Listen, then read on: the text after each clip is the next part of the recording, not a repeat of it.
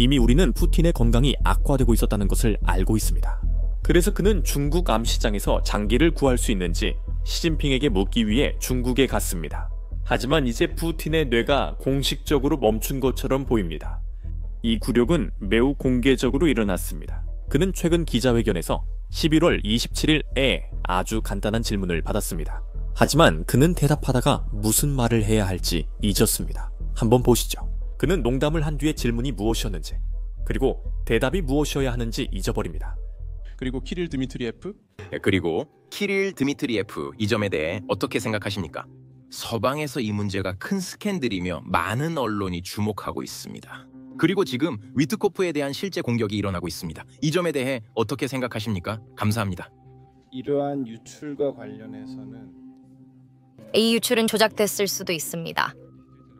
진짜로 엿들은 대화일 수도 있어요. 사실 도청은 범죄 행위입니다. 우리의 경우 도청은 허용되지 않습니다.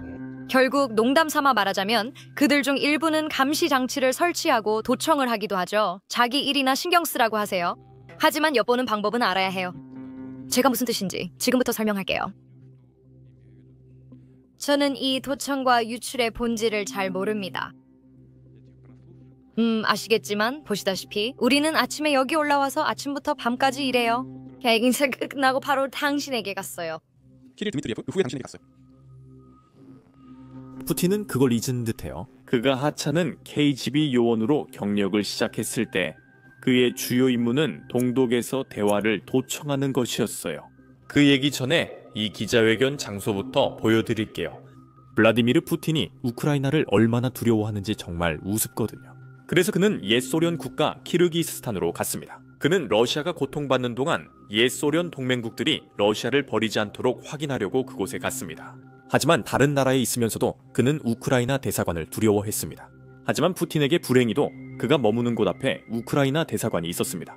러시아가 어떻게 했는지 아세요? 우크라이나 대사관 앞에 세워진 그 큰 광고판이 보이시나요? 그건 바로 푸틴이 우크라이나 국기를 보지 못하게 하려고 세운 거였습니다. 왜냐하면 푸틴은 우크라이나 국기를 보면 그냥 갑자기 울음을 터뜨리는 안 좋은 버릇이 있다고 하거든요.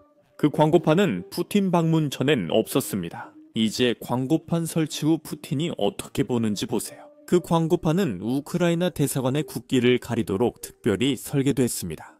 이제 여러분 중 일부는 푸틴이 우크라이나 국기를 보는 것을 그렇게 두려워한다는 사실에 웃고 있을지도 모릅니다. 하지만 제가 말씀드리고 싶은 건 이것은 일종의 상태이며 우리는 장애인을 조롱해서는 안 된다는 점입니다. 자, 이제 루도프 블라디미르는 기자회견에서 우크라이나 질문을 피할 수 없었습니다. 그곳에서 그는 러시아가 언제 이 전쟁을 멈출 것인가? 라는 질문을 받았고 블라디미르는 언젠가 멈출 것이라 답했습니다. 우크라이나가 점령 중인 영토를 떠나면 멈추겠다고 대했는데 점령이라는 표현의 의미를 모르겠습니다. 우크라이나는 1991년부터 해당 영토를 통제해 왔기 때문입니다. 러시아는 실제로 도네츠크 지역을 점령하는 데 성공한 적이 없습니다. 그런데 이제 그는 우크라이나가 러시아 영토를 점령하고 있다고 주장하고 있습니다. 한번 들어보시죠. 전 세계는 블라디미르 푸틴이 전쟁을 끝낼 준비가 됐는지 궁금해합니다. 미국과 우크라이나가 평화 계획 지지를 논의했습니다. 그는 전혀 서두르지 않습니다. 전반적으로 우리는 이것이 향후 협상의 기초로 사용될 수 있다는 데 동의합니다. 하지만 아직 최종안이 없기 때문에 제가 어떤 계획의 최종안에 대해 말하는 것은 무례한 일일 것입니다. 우리가 앉아서 몇 가지 구체적인 문제들에 대해 논의할 필요가 있다는 것은 분명합니다. 모든 것은 외교적인 언어로 표현되어야 합니다. 크렘린은 핵심 영토 요구에 타협하지 않았습니다. 하지만 우크라이나가 도네츠크 지역 중 러시아군이 아직 점령하지 못한 부분을 러시아에 넘겨주라는 것입니다. 푸틴 대통령은 우크라이나가 영토를 떠나면 전쟁이 끝난다고 밝혔습니다. 그들이 안 하면 우리가 무력으로 시키겠다고 했습니다. 푸틴 대통령은 우크라이나가 원하는 영토에서 떠나지 않으면 러시아군이 점령할 것이라고 밝혔습니다. 그게 계획대로 잘 될 거라고 확신합니다. 어쨌든 이건 3일짜리 특별 군사 작전입니다. 그런데 이 작전이 아직도 계속되는 건 너무 성공적이기 때문이죠. 지금 왜 멈추겠습니까? 푸틴에 따르면 그는 원하는 모든 영토를 위해 싸울 의지가 있다고 합니다. 심지어 그게 마지막 우크라이나인까지 싸워야 한다고 해도 말이죠. 러시아 군대가 그 말에 동의하는지는 모르겠지만 누가 신경이나 쓰겠습니까? 그들에게는 이 일에 대해 발언권이 없습니다.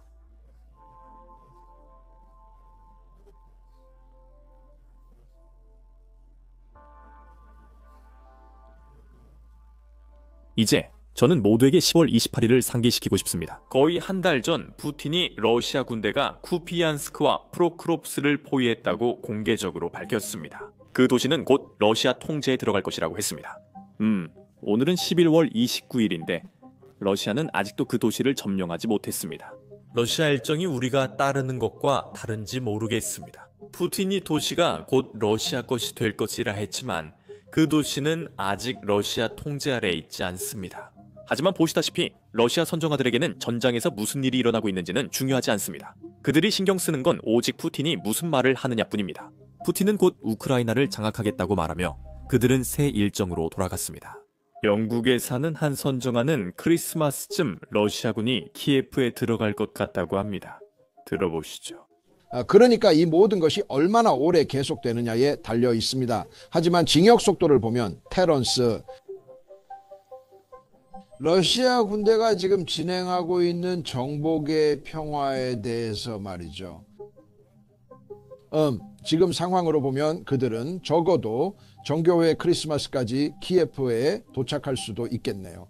저는 그들이 그렇게 하기를 원한다고는 믿지 않지만 상황이 전개되는 방식으로 볼 때 그들이 그렇게 하지 않을 것이라고 안전하게 예측할 수 있을지는 잘 모르겠습니다. 혹시 잘 모르시는 분들을 위해 말씀드리자면 정교회 크리스마스는 1월 7일입니다. 이 이야기를 처음 들었을 때 그 일정이 매우 야심차다고 느꼈습니다. 하지만 다시 생각해보니 제 러시아어 실력이 별로 좋지 않아서 아마 제가 이해하지 못하는 러시아식 무언가라고 생각했습니다. 그리고 러시아를 점점 더 많이 취재하면서 그들이 진짜로 무슨 말을 하는지 점점 더 잘 알아차리게 되었습니다. 잘 들어보면 그는 정교회 크리스마스라고만 했고 곧 다가온다거나 연도에 대해서는 언급하지 않았습니다. 그래서 그 말은 꼭 2026년이 아니라 미래의 어느 해를 의미할 수도 있습니다. 푸틴이 3일 안에 키이우에 있을 거라고 했던 걸 여러분도 기억하시죠? 하지만 러시아어를 더 잘 알게 되면서 3일이 영어와 의미가 다르다는 걸 알게 됐죠. 여기도 비슷할 수 있습니다. 이제 러시아가 곧 키이우를 점령한다는 증거를 보여드리겠습니다. 하지만 기억하세요. 이 모든 영상들은 2022년이 것입니다. 한번 들어보세요. 며칠 남지 않았습니다. 아시다시피 탱크들이 키이우로 향하고 있습니다. 탱크들은 이미 키우에 있습니다. 키이우 근처에 있습니다. 3일 5일 만하여 813몰입니다. 눈썹을 올리면 우크라이나가 이해할 거예요. 모든 걸 차. 키예프. 이 전쟁은 한동안 계속되어 왔지만 우리는 아직 그것을 끝내지 못했습니다. 그리고 키예프는 아주 빠르게 점령될 것입니다. 1일, 5일 아니면 3일. 여러분도 아시다시피 푸틴은 3일 안에 키예프에 들어가겠다고 약속했고 그 약속을 지킬 것입니다. 결국 리도 블라디미르는 말을 번복하지 않으니까요. 그가 약속할 때 진지하게 받아들여야 합니다. 또한 최근 같은 기자회견에서 그는 러시아가 유럽 침공 의도가 없다고 약속했습니다. 그리고 그는 러시아가 유럽과의 전쟁을 원하지 않는데도 일부 유럽 국가들이 전쟁을 준비하는 것에 당황해하고 있습니다. 한번 들어보시죠. 우리는 그것을 외교적인 언어로 번역해야 합니다. 러시아가 유럽을 공격하지 않을 것이라고 말하는 것이 한 가지입니다. 우리에겐 우스운 일입니다. 유럽을 공격하려 한 적 없으니 웃긴 겁니다. 알겠으니 문서로 남기죠. 하지만 무기에 별로 충격을 받지 않는 사람들도 있습니다. 모르겠지만 아마 사기꾼이 있을 거예요. 그들은 자기 국민들에게 말하고 있습니다. 러시아가 유럽을 공격하려 하고 있으니 우리는 방어를 강화해야 한다고 말하고 있습니다. 그들이 이 군수 산업의 이익을 대변하는 건지 아니면 단순히 정치적 지지율을 올리려는 건지 잘 모르겠습니다. 정확히 말하긴 어렵습니다. 하지만 이제 잊지 맙시다. 이 사람은 블라디미르 푸틴으로 러시아 헌법을 바꿔 2번 이상 대통령을 하지 않겠다고 약속했습니다. 놀랍게도 우리는 실제로 이를 문서로 보유하고 있습니다. 이 책은 블라디미르 푸틴이 2000년에 직접 출간했습니다. 옐친에게 권력을 넘겨받고 선거 직전이었습니다. 그리고 이 책에서 그는 자신이 다음 차르가 되고 싶지 않다고 약속합니다. 하지만 26년이 지난 지금도 그는 여전히 권력을 잡고 있습니다. 그 약속이 러시아어로는 다르게 느껴졌던 것 같아요. 그는 또한 크림반도로 들어가지 않겠다고, 우크라이나를 점령하지 않겠다고 약속했습니다. 하지만 결국 그 모든 약속들은 실제로 지켜지지 않았습니다. 그 사람 잘못이 아니라 우리가 러시아어를 이해 못한 거예요. 우리가 책임져야겠네요.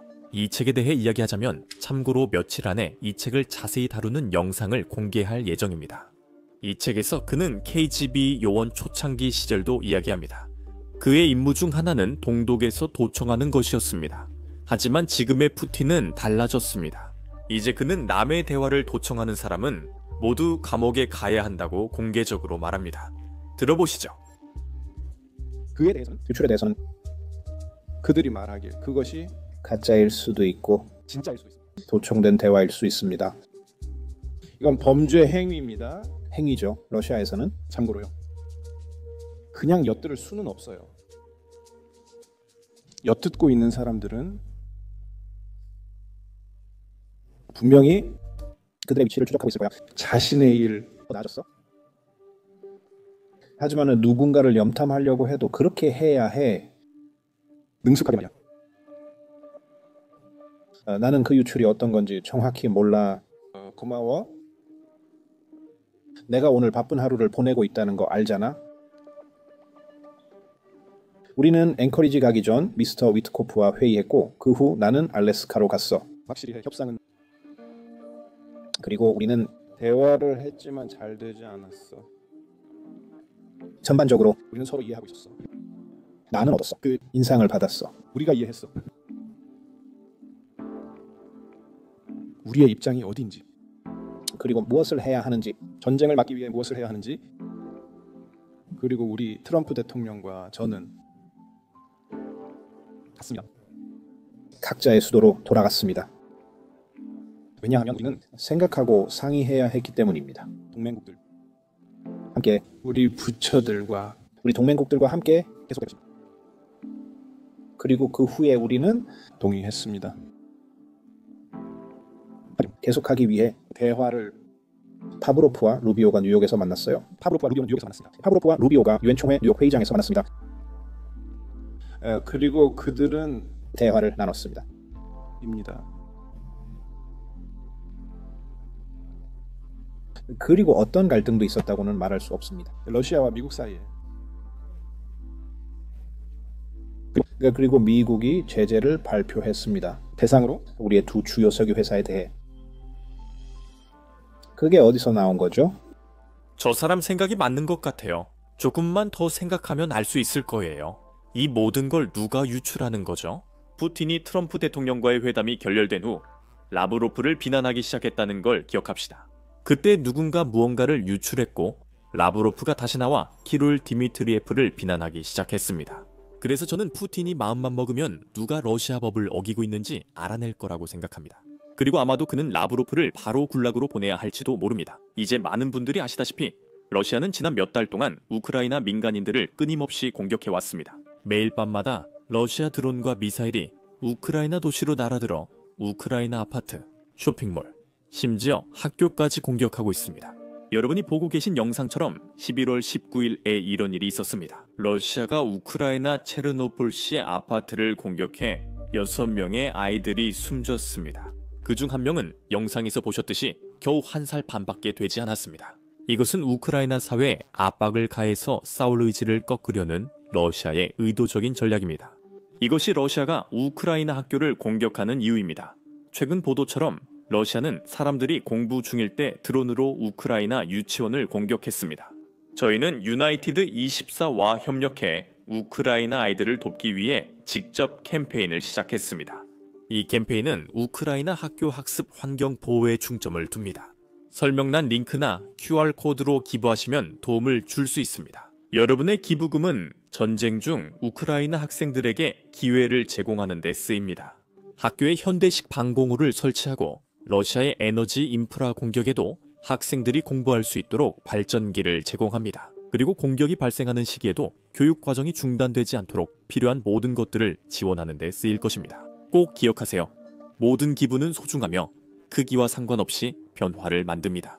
설명란 링크나 화면 QR코드를 통해 기부하실 수 있습니다.